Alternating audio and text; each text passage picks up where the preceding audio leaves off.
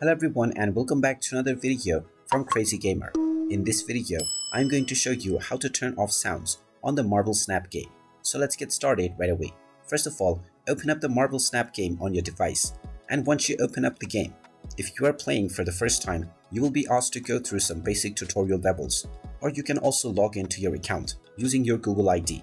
Once you gain access into the homepage, you will see the play button, from which you can immediately start enjoying your game. Now, if you wish to turn off the sounds, tap on the gear icon at the top left corner and this will open up the settings menu. Within this page, you can turn off the master volume, which will turn off all the kinds of sound. You can also individually lower the music, the sound effects, as well as the voiceover volume. Turn them off completely to the left if you wish to not hear them at all. And now you can tap on the close button and you will not hear any more sounds from the Marvel Snap game. If you wish to turn these settings back on, you can go back to the gear icon and once again swipe the sliders to the right and this will turn the sound on. And there you have it.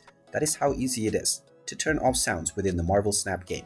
If you find this video helpful, make sure you hit that like button and subscribe to our channel if you haven't done so already.